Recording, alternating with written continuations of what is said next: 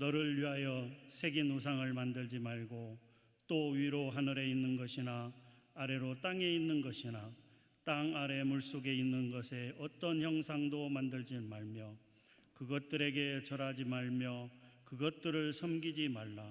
나 내 하나님 여호와는 질투하는 하나님인즉 나를 미워하는 자의 죄를 갚되 아버지로부터 아들에게로 3, 4대까지 이르게 하거니와 나를 사랑하고 내 계명을 지키는 자에게는 1000대까지 은혜를 베푸느니라. 할렐루야.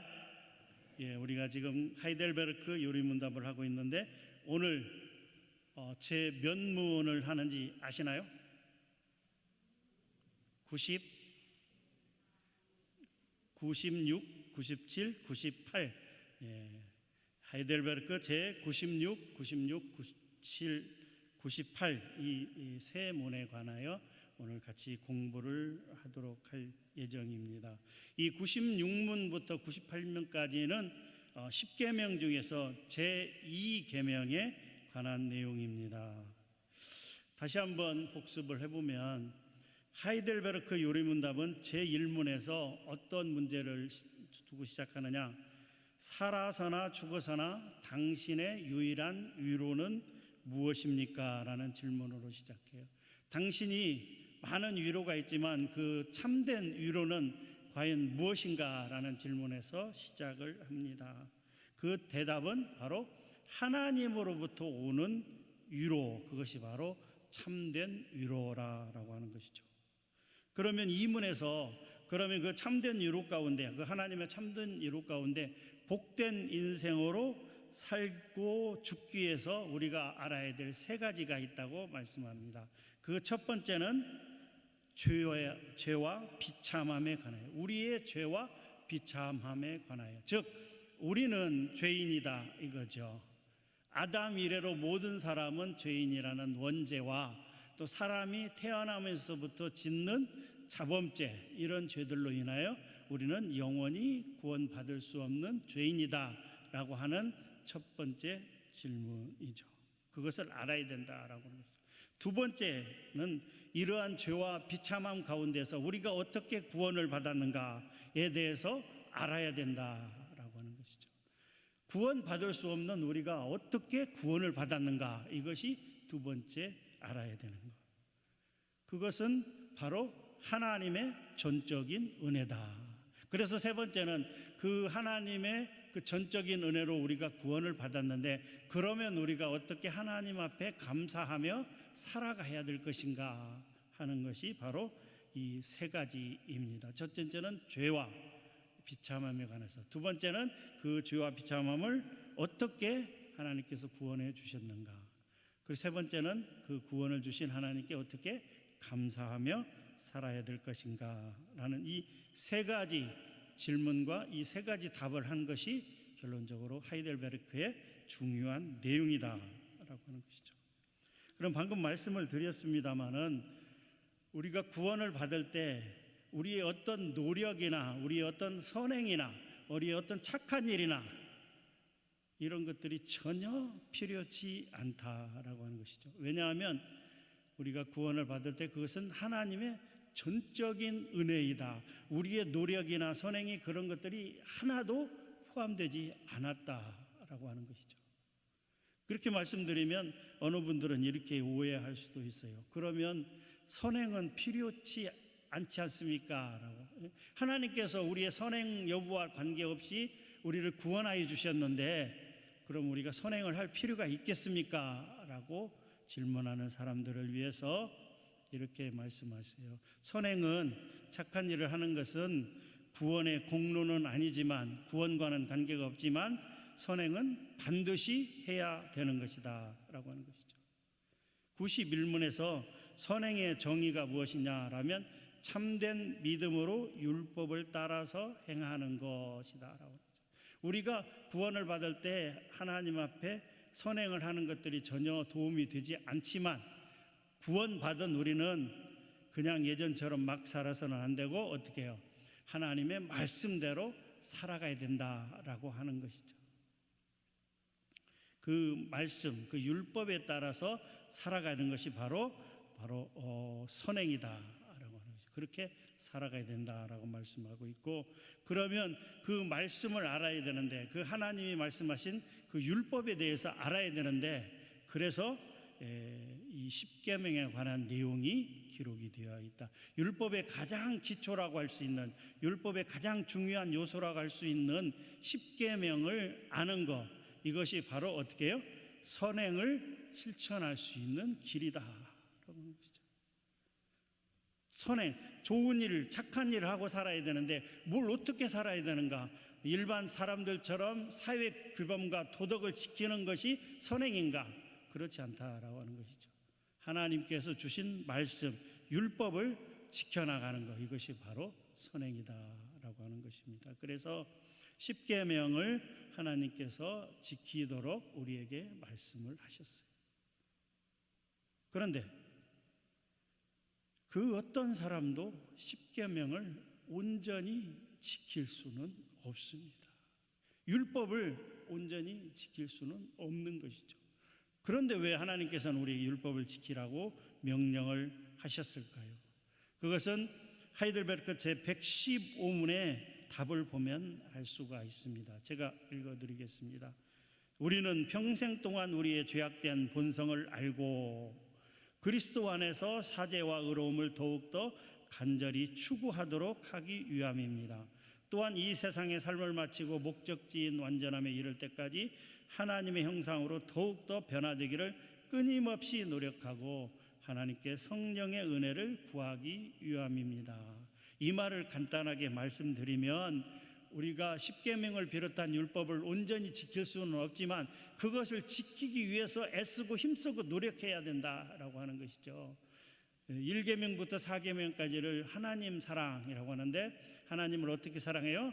마음을 다하고 뜻을 다하고 힘을 다하고 목숨을 다하여 하나님을 사랑하라고 했으니, 그 하나님을 그렇게 사랑하기 위해서 우리가 최선을 다해서 애쓰고 힘써야 된다라고 하는 것이죠. 5계명부터 10계명까지를 간단히 말씀드리면 이웃사랑입니다. 이웃사랑할 때 부모를 공경하고 이러이러한 일들을 하지 않으며 정말 그 말씀대로 살아가기 위해서 애쓰고 힘써야 된다라고 하는 것이죠.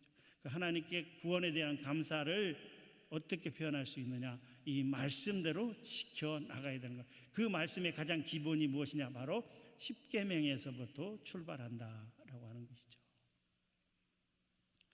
이 십계명은 구약 성경에 두 군데 기록이 되어 있습니다. 먼저는 출애굽기 20장에 기록이 되어 있습니다. 출애굽하던 이스라엘 자손이 애굽 땅을 떠난 지 3개월째가 되던 날, 그들이 시내 광야에 이르렀을 때 하나님께서는 모세를 시내산 꼭대기로 부르시고 하나님과 이스라엘 자손 사이에 언약을 체결하기에 이릅니다. 출애굽기 19장 5절 6절은 이렇게 기록이 되어 있습니다. 같이 한번 읽어보도록 하겠습니다. 시작. 세계가 다 내게 속하였나니 너희가 내 말을 잘 듣고 내 언약을 지키면 너희는 모든 민족 중에서 내 소유가 되겠고 너희가 내게 대하여 제사장 나라가 되며 거룩한 백성이 되리라. 너는 이 말을 이스라엘 자손에게 전할지니라. 하나님께서 출애굽기 19장에서 뭐라고 말씀하셔요? 너희는 모든 민족 중에서 내 소유가 되겠고 나의 백성들이 되며 나는 너희에게 제사장 나라가 되겠다라고 말씀하십니다. 하나님과 이스라엘 백성들 사이에 선민 언약을 체결한, 하나님이 택한 백성들의 언약을 체결하는 내용이 되어 있습니다. 그러면서 하나님은 모세를 통해서 이스라엘 자손과 언약을 맺게 되고 이스라엘 자손들에게 선민, 하나님의 백성으로 살아가는데 지켜야 될 율법을 주시는데 그것이 바로 십계명이다라고 하는 것이죠.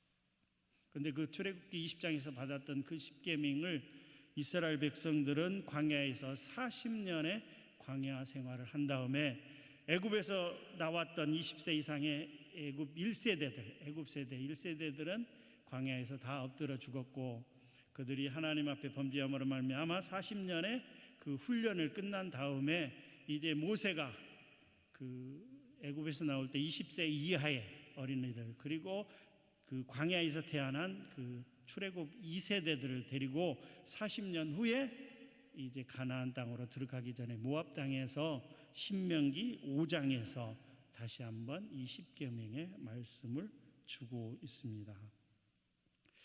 출애굽기 20장 1절에 하나님이 이 모든 말씀으로 말씀하여 이르시되라고 하고 있습니다. 여기서 하나님은 히브리어로 엘로힘 이렇게 얘기합니다. 엘로힘, 즉 언약의 하나님, 이스라엘의 하나님이라는 의미의 여호와, 그 이름 대신에 창조주요 우주를 다스리는 전능자이심을 강조하는 엘로힘이라고 이렇게 기록된 것은, 나는 그 하나님인데, 그 하나님 어떤 하나님이나 우주를 창조하시고 모든 것을 주관하시고 인도하는 그 하나님이다. 그것은 비단 이 십계명을 주는 것은 이스라엘 백성들에게 뿐만이 아니라 온 세계의 모든 인류를 대상으로 그 하나님임을 선포하고 있다라고 하는 것이죠. 그 하나님이 뭐라고 말씀하세요? 온 세계를 향하여 신은 오직 하나님 한 분뿐임을 알라라고 이렇게 말씀하고 있습니다. 신명기 6장 4절에서 5절은 이렇게 기록하고 있습니다. 제가 봉독하겠습니다. 이스라엘에 들으라, 우리 하나님 여호와는 오직 유일한 여호와이시니 너는 마음을 다하고 성품을 다하고 힘을 다하여 내 하나님 여호와를 사랑하라. 우리 하나님은 오직 유일한 여호와이시니라고 말씀하고 있습니다. 또 이사야 44장에서도 오직 유일하신 여호와 하나님만을 말씀하고 있습니다. 이사야 44장 6절 말씀 같이 한번 읽어보도록 하겠습니다. 시작. 이스라엘의 왕인 여호와, 이스라엘의 구원자인 만군의 여호와가 이같이 말하노나 나는 처음이요 나는 마지막이라. 나 외에 다른 신이 없느니라. 나 외에 다른 신이 없느니라 라고 말씀하고 있습니다. 하나님은 유일하신 하나님이심을 이스라엘 백성들아 알라, 나의 선택한 백성들아 알라, 이렇게 말씀하고 있습니다. 사랑하는 성도 여러분, 하나님만이 유일하신 신입니다. 하나님 외에 다른 신은 없습니다. 이것을 분명히 기억하는 성도님들이 되시기를 주님의 이름으로 축복합니다. 하나님은 여러 신들 가운데 한 분이거나 혹은 허무하게 멸망당할 가증스러운 우상 신이 아니라 그들과는 완전히 구별되는 절대 지존하시고 유일하신 분이요, 우주 만물을 친히 창조하시고 주관하시며 마침내 심판하시는 영원한 분이시며 또한 이스라엘의 하나님 되심을 말씀하고 있습니다. 그렇기에 십계명의 첫 번째 계명인 제1계명으로 너는 나 외에는 다른 신들을 내게 두지 말라라고 명령하고 있습니다. 이것은 반드시 지켜야 되는 하나님의 지엄하신 명령입니다. 왜냐하면 하나님은 바로 나의 하나님이시기 때문입니다. 하나님은 바로 저와 여러분들의 하나님이시기 때문입니다. 우리는 하나님의 백성이요 자녀들이기 때문인 것입니다. 또한 3절에 보게 되면 나 외에는 이라는 말씀이 나오는데요, 그것은 내 앞에라는 뜻으로 해석이 됩니다. 즉 너는 내 앞에서 혹은 나의 면전에서 나보다 우선하여 혹은 나를 제의시키고 다른 신들을 내게 두지 말라라고 말씀합니다. 하나님이 보시는 앞에서 하나님을 제의하고서 하나님보다 더 흠모하고 하나님보다 더 숭배하거나 하나님보다 더 우선시하는 것이 있어서는 안 된다는 사실을 말씀하고 있습니다. 예를 들어 진정으로 사랑하는 사람들이 있다면 그 두 사람 사이에 다른 어떤 존재도 끼어들 수 없는 것처럼 우리 하나님께서도 우리에게 온전하고도 독점적인 사랑을 기대하시며 하나님 외에 다른 우상들에게 아예 마음을 두지 말라라고 이렇게 요구하고 계시다라고 하는 것이죠.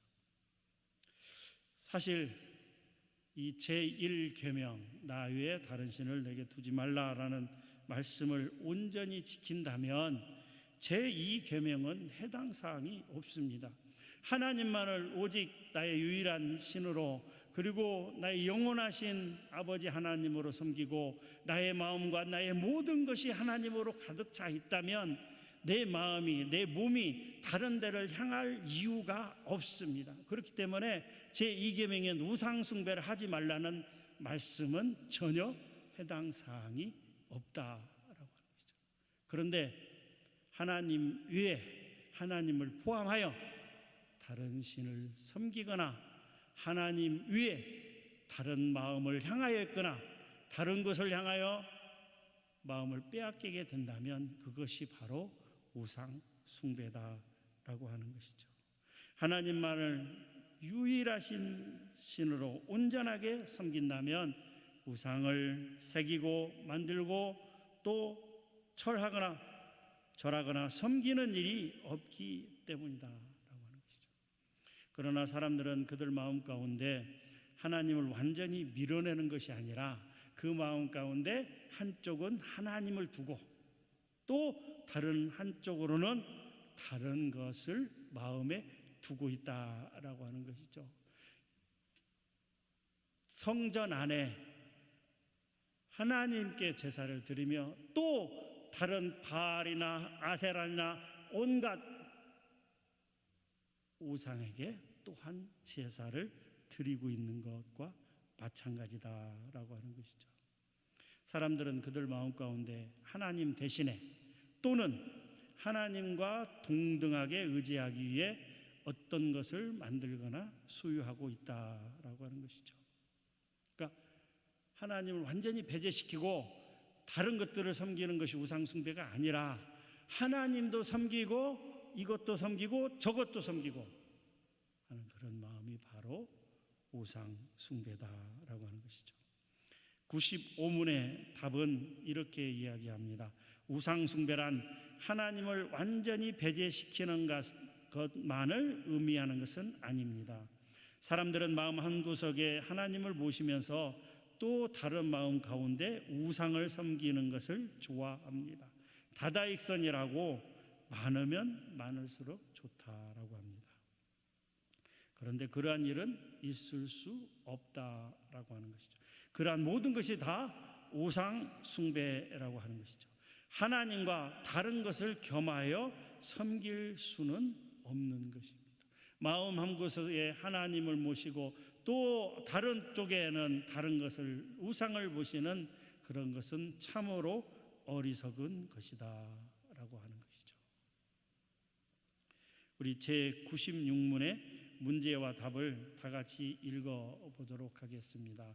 문제를 먼저 읽도록 하겠습니다. 시작. 제2계명에서 우리를 향하신 하나님의 뜻은 무엇입니까? 답 같이 읽겠습니다. 시작. 어떠한 형태로든 하나님의 형상을 만들지 말고 하나님의 말씀이 명령하지 아니한 어떤 방법으로든지 그를 섬기지 말라는 것입니다. 어떠한 형태로든 하나님의 형상을 만들지 말고 하나님의 말씀이 명령하지 아니한 어떠한 방법으로든지 그를 섬기지 말라라고 하는 것이죠. 첫 번째는 어떤 형상, 우상을 만드는 것이고, 두 번째는 그 우상을 향하여 절하고 섬기는 것, 이것이 바로 우상 숭배다라고 하는 것이죠. 그런데 그 우상을 숭배하는 이유가 바로 무엇일까요? 바로 자기를 위하여 새기고 만들고 절하고 섬긴다라고 하는 것이죠. 4절 말씀에서 너를 위하여 새긴 우상을 만들지 말고라고 하는 것이죠. 우상을 왜 만듭니까? 바로 자기를 위하여, 하나님을 위하여가 아니라 자기를 위하여, 자기에게 이롭도록, 자기에게 어떤 이득이 되도록 우상을 만든다라고 하는 것이죠. 고대 근동 사회에서는 어떤 신을 섬길 때 그 신의 형상을 만들어 놓으면 그 신을 지배해서 자기의 소원을 이룰 수 있다라고 생각했어요. 그러니까 자기 어떤 목적과 자기 어떤 소원을 이루기 위해서 어떤 신을 만들어 놓고 그 신을 자기가 주관해서 그 앞에 가서 기도를 하거나 그 앞에 가서 제사를 드리면 그 신이 자기 말을 들어줘서 자기의 목적이 이루어지게 한다라는 것이 바로 고대 근동사회의 풍습이었다라고 하는 것이죠.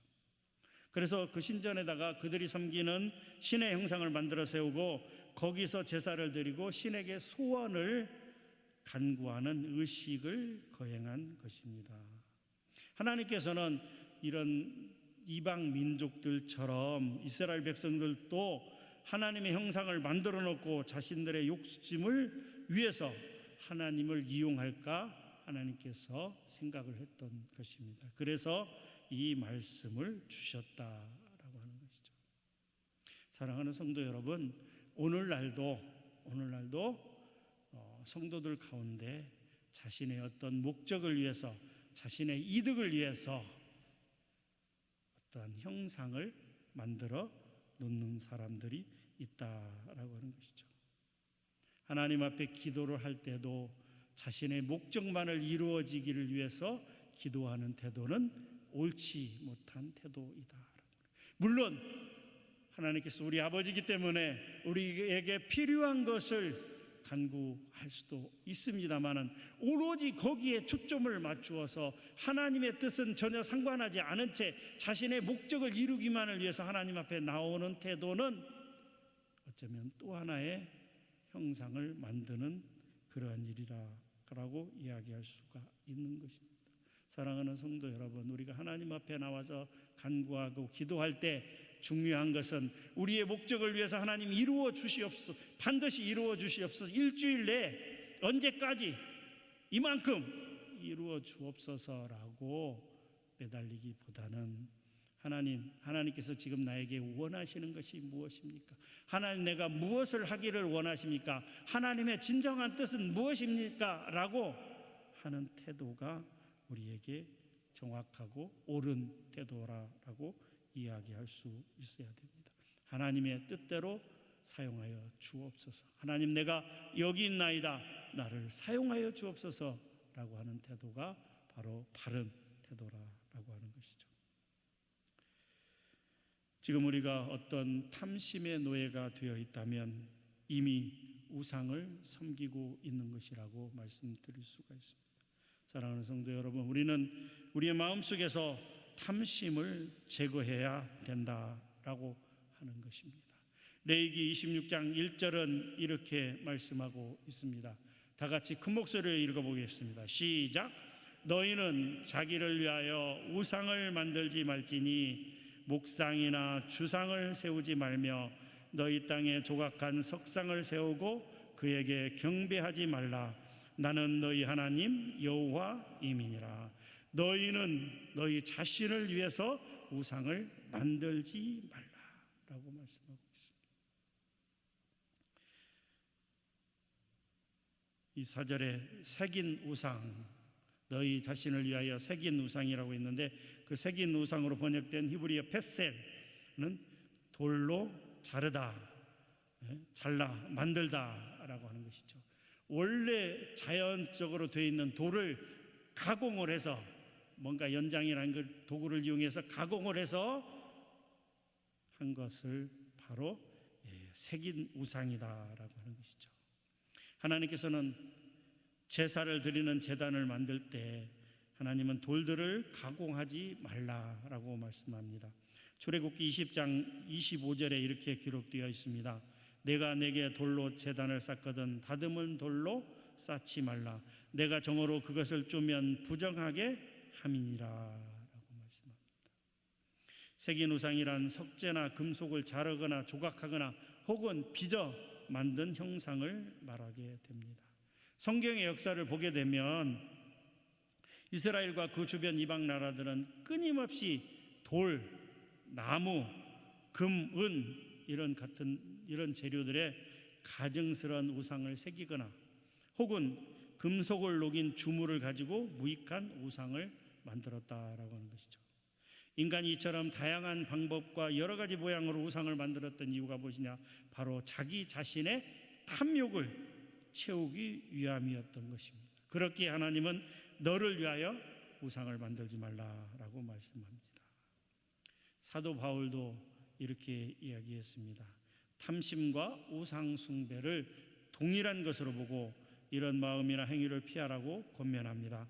골로새서 3장 5절 말씀 같이 한번 읽어보도록 하겠습니다. 시작. 그러므로 땅에 있는 지체를 죽이라. 곧 음란과 부정과 사욕과 악한 정욕과 탐심이니 탐심은 우상 숭배니라. 탐심이란 욕심을 지나쳐서 반드시 그것을 가져야만 화가 풀리는, 마음이 풀리는, 거기에 집착해서 모든 것을 잊어버리는, 그것을 쟁취하고 그것을 얻기 위해서 모든 마음을 쏟는 것을 바로 탐심이다라고 하는 것이죠. 이 탐심이 생기면 하나님도 잊어버리게 된다. 그렇기 때문에 탐심은 우상 숭배다라고 말씀하고 있습니다. 꼭 어떠한 형상을 만들어 놓고 그 앞에서 제사를 드리고 그 앞에서 절을 하고 섬기는 것이 꼭 우상인 것뿐만이 아니라 자기 자신의 마음 가운데 어떤 욕심이 들어가서 그것을 얻기 위해서 모든 것을 잊어버리고 거기에 몰두하고 집중하는 그 탐심이 바로 우상 숭배다라고 사도 바울은 이렇게 이야기하고 있습니다. 제 97문의 문제를 한번 읽어보도록 하겠습니다. 97문의 문제 같이 읽겠습니다. 시작. 그러면 우리는 어떠한 형상도 만들지 말아야 합니까? 답을 같이 읽도록 하겠습니다. 시작. 하나님은 보이는 어떠한 모양을 가진 분으로 표현될 수 없으며 표현되어서도 안 됩니다. 피조물은 모양으로 표현될 수 있으나 형상이 예배의 대상이 되거나 그것이 하나님을 섬기는 수단이라면 하나님께서는 그러한 형상을 만들거나 소유하는 것을 금하십니다. 우리는 어떠한 형상도 만들어서는 안 됩니다. 위로 하늘에 있는 것이나 아래로 땅에 있는 것이나 땅 속에 물 속에 있는 어떤 즉 온 우주에 속한 모든 생물과 무생물의 형상을 만들어서는 안 된다라고 하는 즉 숭배와 섬김의 대상으로 만들어지는 그 어떤 형상도 금지해야 된다라고 하는 것이죠. 왜냐하면 하나님은 보이는 어떠한 모양을 가진 분으로 표현될 수 없어서 표현되어서는 안 되기에 하나님을 닮은 어떤 형상을 새기거나 만드는 것을 할 수가 없습니다. 사랑하는 성도 여러분, 여러분 하나님의 모습을 보셨나요? 본 사람은 아무도 없습니다. 하나님의 모습이 어떻게 되어 있는지 아무도 알 수 없다라고 하는 것이죠. 신명기 4장 12절은 이렇게 기록되어 있습니다. 설교 때는 가능하면 이렇게 본문을 많이 안 읽으려고 하는데 이게 이제 요리문답이다 보니까 증거를 제시하기 위해서 성경을 좀 많이 읽습니다. 여러분들이 이해해 주시고 마스크 쓰고 귀찮은데 왜 성경을 자꾸 읽으라고 하나 짜증내지 마시고 큰 목소리로 같이 읽어줬으면 좋겠습니다. 신명기 4장 12절 말씀 같이 읽겠습니다. 시작.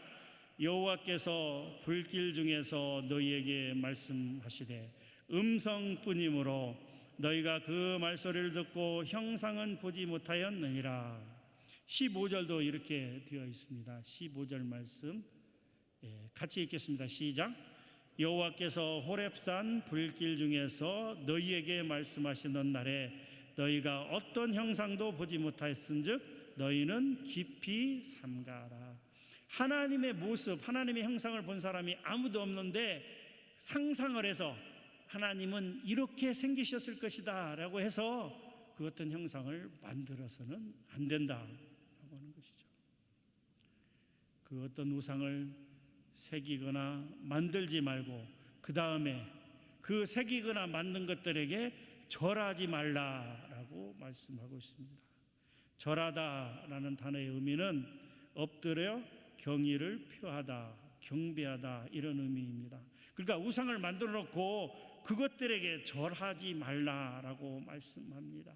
각종 형상화된 우상에게 마음을 빼앗겨 그것을 흠모하거나 그 우상을 신격화하여 자신의 몸과 마음을 복종시키거나 그 우상에게 소원을 빌거나 무릎 꿇고 간청하는 일을 하지 말라라고 하는 것입니다.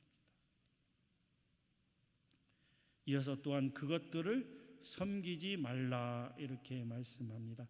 섬기다라는 것은, 절하다라는 것은 한 번, 두 번 이게 단편적으로 단회적으로 이렇게 절하는 것인데 비해서 섬기다라고 하는 것은 오랫동안 계속 습관적으로 지속적으로 그것들에게 절하며 그것 우상들에게 제사를 드리는 그런 행위를 하는 것이 말씀하고 있습니다. 그러니까 새기거나 만들지 말고 또 그 앞에서 한두 번 절하거나 그것을 계속해서 제사를 지내는 섬기는 행동들을 하지 말라라고 말씀하고 있습니다. 자신의 자유의지를 상실한 종의 신분으로 우상에게 복종하고 숭배하는 자리에 머물지 말라라고 하는 그러한 뜻인 것입니다. 그러면 이렇게 질문할 수도 있습니다. 교회를 처음 나오거나 또 이렇게 지금은 한국교회는 안 그렇습니다. 옛날 그 초대교회나 이럴 때, 중세시대 이런 교회 때 전혀 하나님에 대해서 들어본 적도 없고, 그리고 또 글자도 모르고 라틴어도 모르고 언어도 모르고 쓸 줄도 모르고 이런 사람들을 어떻게 이렇게 설교를 통해서 아무리 얘기해 줘야 못 알아듣는데, 그런 사람들은 이렇게 그림으로 만들어서 혹은 어떤 형상으로 만들어서 설명해 주거나 이해시키는 것이 훨씬 더 도움이 되지 않겠습니까? 라고 하는 질문을 할 수도 있습니다. 그래서 98문에는 이러한 질문이 되어 있습니다. 98문을 질문을 한번 같이 읽어보도록 하겠습니다. 시작. 교회에서 교육받지 못한 사람을 위하여 성경 대신에 형상을 사용하는 것도 안 됩니다. 다 같이 보겠습니다. 시작. 안 됩니다. 우리는 하나님보다도 더 지혜로울 수 없습니다. 하나님께서는 말도 못하는 우상에 의해서가 아니라 말씀에 살아있는 설교를 통해서 교회의 공동체가 가르침 받기를 원하십니다. 안 됩니다 라고 단호하게 말씀하고 있습니다. 교회에서 성경 대신에 형상을 사용하는 것도 안 됩니다. 우리는 하나님보다도 더 지혜로울 수 없습니다. 하나님은 말씀에 살아있는 설교를 통해서 교회 공동체가 가르침 받기를 원하십니다. 하박국 2장 18절에서 20절 말씀은 이렇게 기록이 되어 있습니다. 같이 읽겠습니다. 시작. 새긴 우상은 그 새겨 만든 자에게 무엇이 유익하겠느냐? 부어 만든 우상은 거짓 스승이라. 만든 자가 이 말하지 못하는 우상을 의지하니 무엇이 유익하겠느냐? 나무에게 깨라 하며 말하지 못하는 돌에게 일어나라 하는 자에게 화 있을진저 그것이 교훈을 베풀겠느냐? 보라, 이는 금과 은으로 입힌 것인즉 그 속에는 생기가 도무지 없느니라. 오직 여호와는 그 성전에 계시니 온 땅은 그 앞에서 잠잠할지니라 하시니라.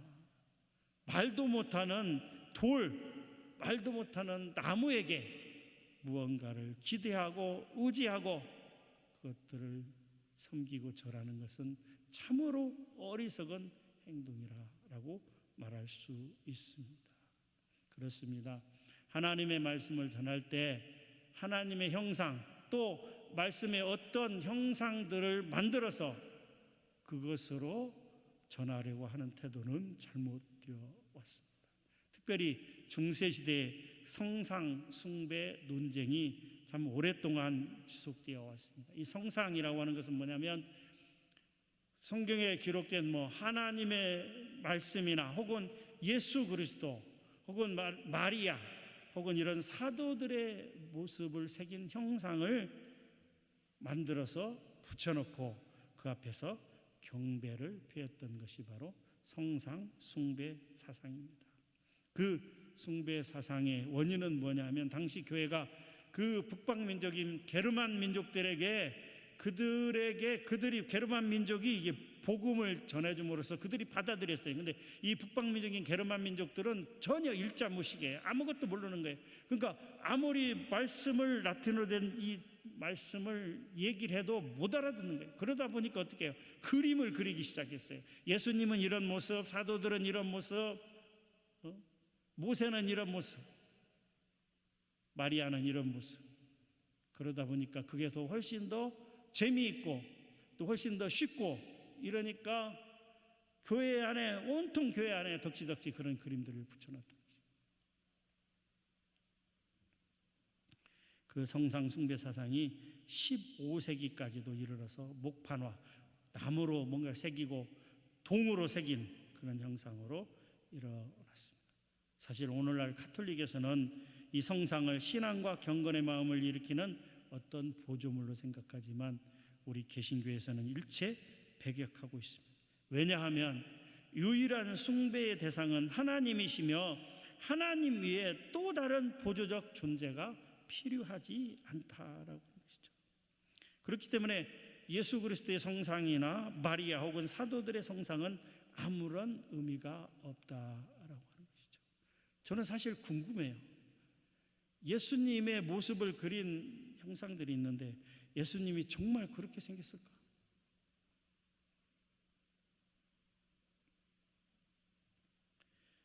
사실 인간들은 눈에 보이는 어떤 것을 만들고 그것들을 의지하려는 경향이 있다라고 하는 것이죠. 보이지 않는 하나님을 믿기보다는 눈에 보이는 그 무언가를, 그 어떤 형상을 믿는 것이 훨씬 더 쉽고 빠르다라고 생각하고 있습니다. 그러나 그러한 것들은 또 다른 우상을 만드는 것입니다. 우리는 오직 말씀만을 의지하여야 합니다. 디모데후서 3장 16절에서 17절 말씀은 이렇게 기록이 되어 있습니다. 제가 봉독하겠습니다. 모든 성경은 하나님의 감동으로 된 것으로 교훈과 책망과 바르게 함과 의로 교육하기에 유익하니 이는 하나님의 사람으로 온전하게 하며 모든 선한 일을 행할 능력을 갖추게 하려 함이라.